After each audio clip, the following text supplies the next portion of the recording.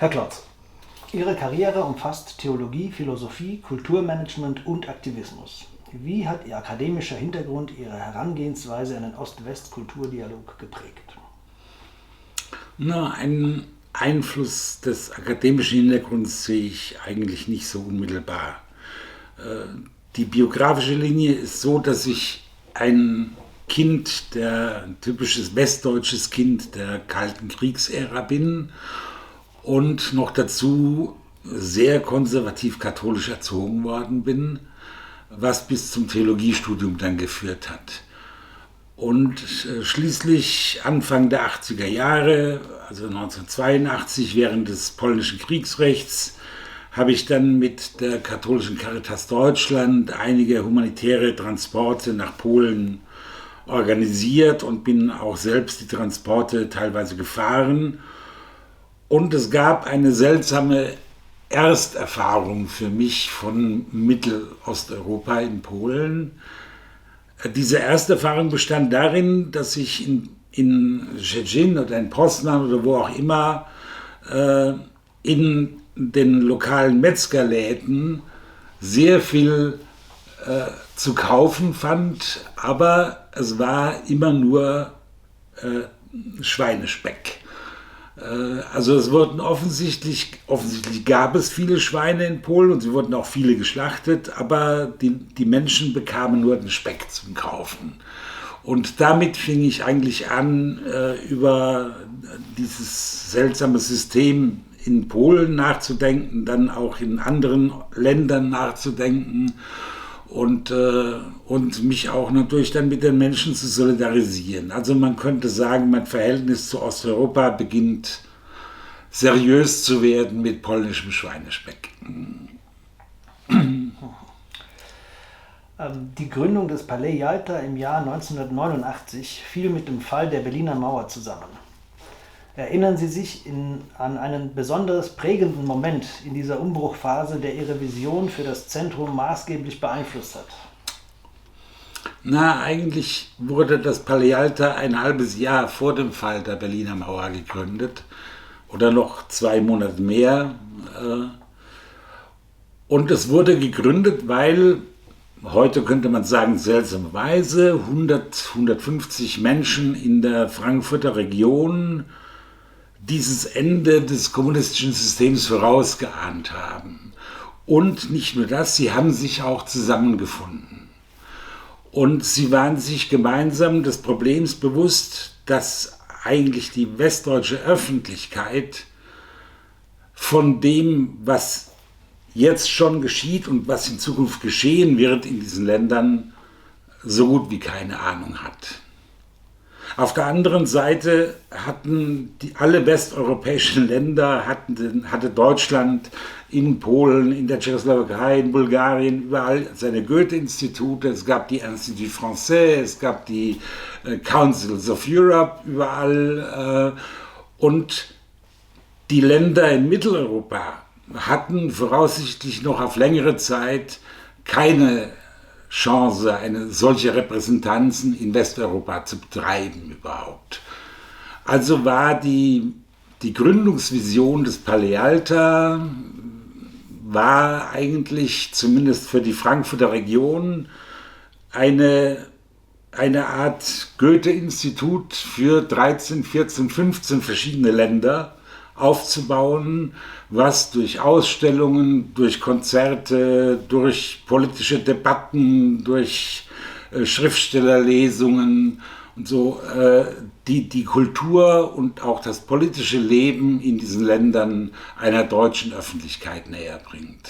Das war das Ziel. Als Gründer von CEOL, welche persönliche Motivation hat Sie dazu bewegt, das wissenschaftliche und kulturelle Erbe Mittel- und Osteuropas zu bewahren? Das ist eine Geschichte, die mit der Buchmesse zu tun hat, weil nach 3 Jahren Arbeit unseres Kulturzentrums hatte die Frankfurter Buchmesse sozusagen alle ihre früheren staatseigenen Verlage als Kunden verloren. Die gab es nicht mehr. Gleichzeitig hatte die Buchmesse selbst keine Chance, diesen Markt sozusagen neu zu erschließen. Wie hätte die Frankfurter Buchmesse zum Beispiel eine Monika Schneidermann und ihren Czarny Verlag in Polen finden sollen? Ja? Und wie hätte Monika Schneidermann nach Frankfurt zur Buchmesse kommen sollen? Und um dieses Problem zu lösen, bekamen wir von der Buchmesse im Kulturzentrum 3 Jahre lang ein Budget, um Verlegerinnen und Intellektuelle aus all diesen Ländern nach Frankfurt einzuladen während der Buchmesse und mit ihnen ein Programm zu machen, 5 Tage lang von morgens bis abends. Und nach 3 Jahren hatten wir über diese ungeheure Chance, ich weiß nicht wie viel 100 Freunde in der gesamten Region, die alle mit Verlegerischem zu tun hatten. Und von vielen Abendessen und von vielem gemeinsamen Weintrinken haben wir nach 3 Jahren auch von deren Problemen gewusst. Weil alle Welt sprach damals, wenn über Ost- und Westeuropa gesprochen wurde, auch von dem sogenannten Digital Gap. Also das Internet war gerade am Wachsen, aber der Osten, der sogenannte Osten, hatte kaum Chancen, dieses Internet als Verlag zum Beispiel wirklich professionell nutzen zu können. Und das war der Ursprung für die Idee von COL, also eine Plattform zu schaffen in Frankfurt, auf der alle diese Verlegerinnen und Verleger ihre Produkte in digitaler Form und gleichzeitig dann auch weltweit vertreiben können. Mosaics of Transition beleuchtet die Komplexität des EU-Integrationsprozesses auf dem Balkan. Welche Geschichten oder Erfahrungen aus Ihrer Zeit bei der Heinrich-Böll-Stiftung in Belgrad haben Ihre Sicht auf die Region am stärksten geprägt? Ja. Ich hätte auch eine ganz andere Fotoausstellung mitbringen können. Ich bin nämlich 3,5 Jahre lang viel durch den ganzen Balkan gefahren und ich habe schlicht entdeckt,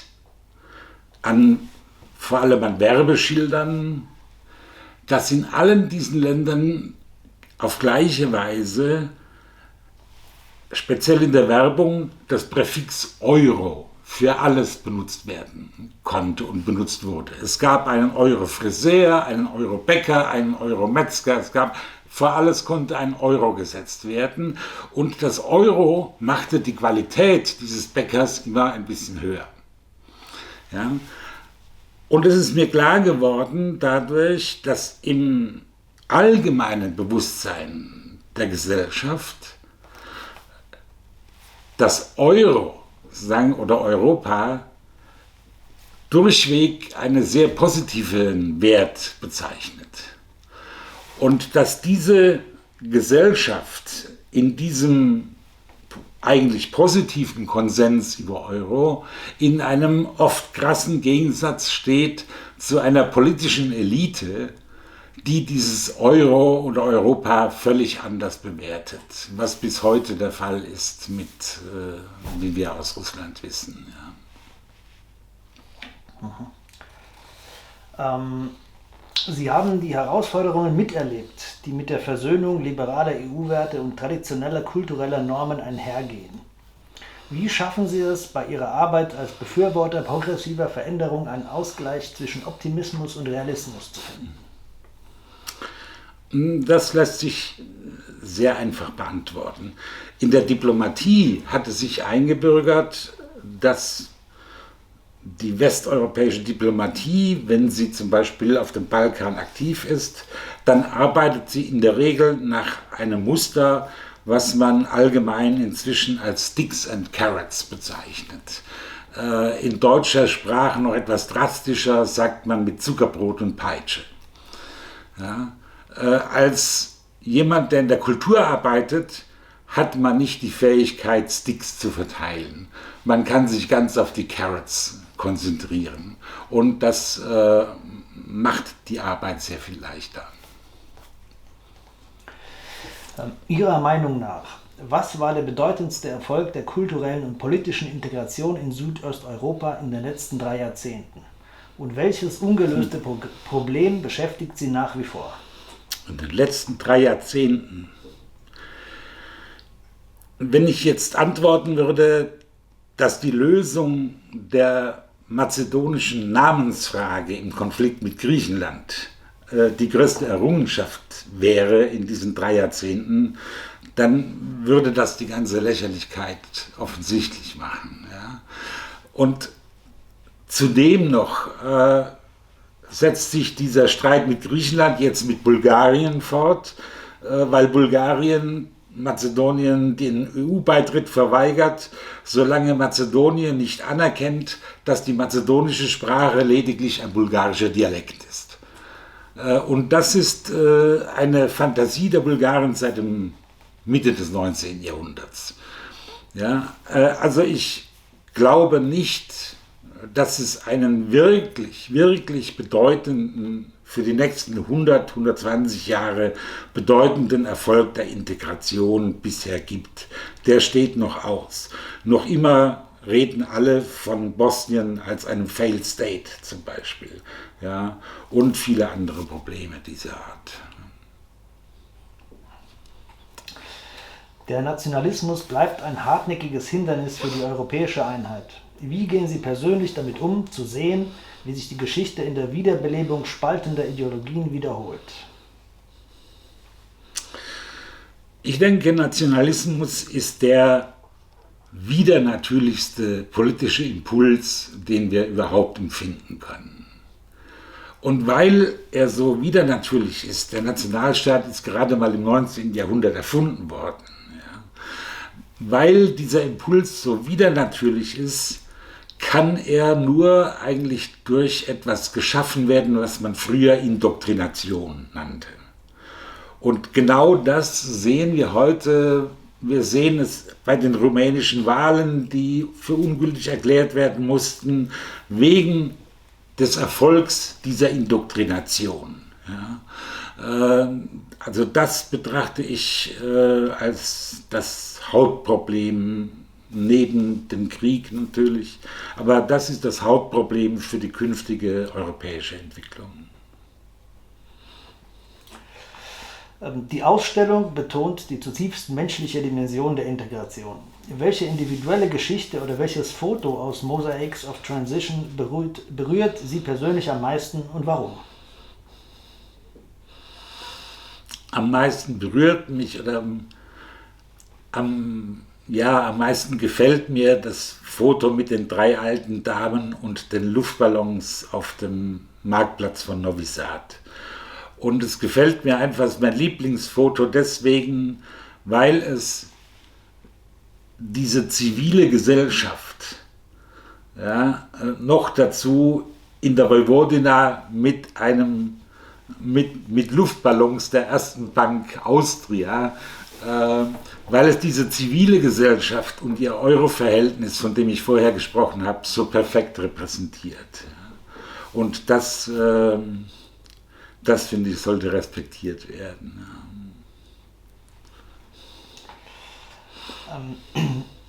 Wie stellen Sie sich vor, dass diese Ausstellung die Wahrnehmung westeuropäischer Betrachter über die kulturellen und politischen Herausforderungen Südosteuropas beeinflussen könnte?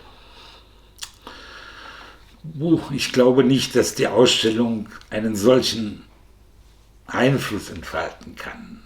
Aber ich denke, wenn jemand in Katowice heute sich die Zeit nimmt, eine Ausstellung über Südosteuropa oder über den Balkan oder über Ex-Jugoslawien zu besuchen, dann zeigt diese Person damit schon ein Interesse und mit diesem Interesse auch eine Bereitschaft nachzudenken über das, was sie sieht. Und was das Resultat dieses Nachdenkens sein wird, das überlasse ich gerne denen, die sich die Bilder anschauen.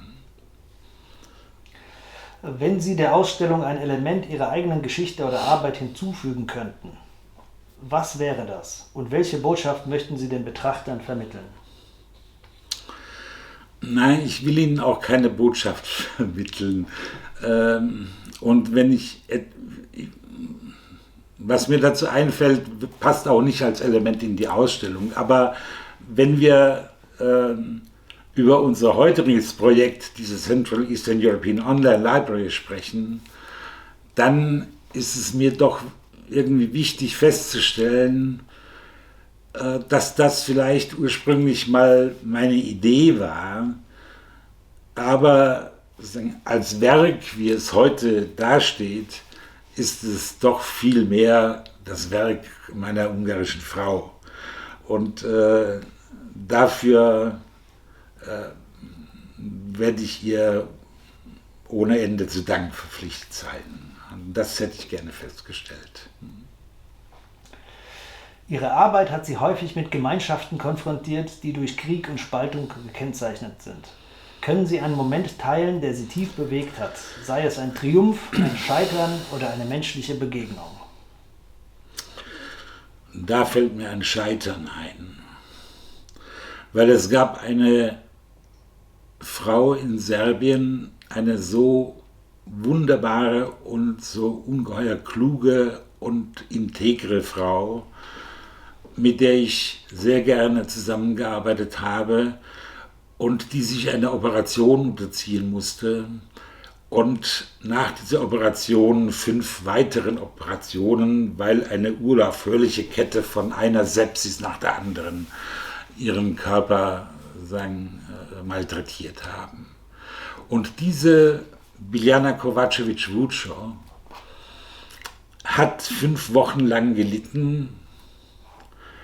Und am Ende habe ich in der Heinrich-Böll-Stiftung beschlossen, über Nacht ein Privatflugzeug zu mieten und habe am Tag vorher im Wiener Zentralkrankenhaus angerufen. Und das Wiener Zentralkrankenhaus hat gesagt, bringen Sie sie, wir nehmen sie sofort auf. Und das Flugzeug war für den nächsten Tag um 7 Uhr gebucht und um 5 ist sie gestorben.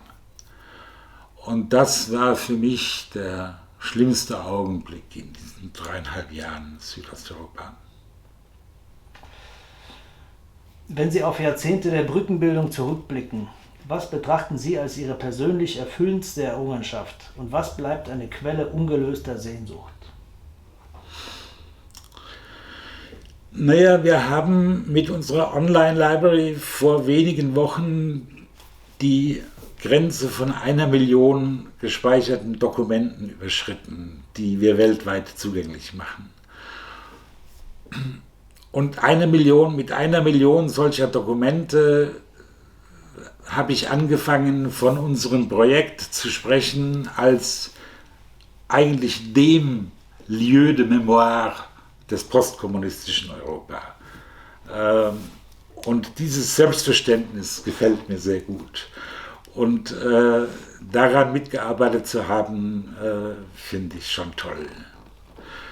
Als Sehnsucht könnte man natürlich daraus schließen, man kann bedauern, dass ein Projekt wie unsere Online-Library nicht so viral funktionieren kann wie TikTok oder all diese Fake News und Fake Propaganda verbreitenden Medien. Aber man kann sich nicht wirklich ernsthaft danach sehnen, auch so zu funktionieren, weil das verträgt sich nicht miteinander. Welche Lehren kann das heutige Europa aus dem Integrationsprozess Südosteuropas ziehen, insbesondere angesichts aktueller geopolitischer Spannungen? Da komme ich wieder zurück auf was ich schon gesagt habe. Ich meine, eine zentrale Lehre wäre, Strategien zu entwickeln, wie in all diesen Ländern der politische Wille der Gesellschaft sich durchsetzen kann, mehr und mehr durchsetzen kann, endlich gegen den gegenteiligen Willen irgendwelcher politischer, manchmal auch mafiotischer Eliten, die das Gegenteil wollen. Solche Strategien zu entwickeln, halte ich für ein ganz zentrales Ziel. Wenn Sie direkt zur nächsten Generation von Kulturmanagern und Aktivisten sprechen könnten, welches Wissen würden Sie ihnen mit auf den Weg geben, um ihr Engagement für Verständigung und Einheit zu fördern? Naja, jetzt habe ich gerade von der serbischen Biljana Kovačević-Vuča gesprochen. Ich finde, sich eine Menschenkenntnis anzueignen, die es einem erlaubt, egal in welchem Land, die Menschen zu finden, die wirklich vertrauenswürdig sind und dann mit ihnen zusammenzuarbeiten. Ja. Dazu fällt mir eine Geschichte wie man heute sagt, ein Narrativ aus Rumänien ein. In der Zeit nach Ceausescu wurde oft und verbreitet in Rumänien erzählt, dass die holländische Botschaft in Bukarest einen Zaun um ihr Gelände hatte und vor dem Zaun war eine Hecke gewachsen. Und der Botschafter hat hinter der Hecke verborgen, sozusagen in diesem Zaun, eine Lücke schneiden lassen. Und alle rumänischen Dissidenten, die irgendwann vor Ceausescus Securitate fliehen mussten oder sich irgendwie der Staatsmacht entziehen mussten, wussten von dieser Lücke. Und das finde ich eine so wunderbare Geschichte, ja, und ein so tolles Vorbild für jegliches Handeln in der Zukunft in diesem europäischen Kontext. Das ist einfach toll für mich. Ja. Vielen Dank für das Gespräch, Herr Klotz. Danke Ihnen.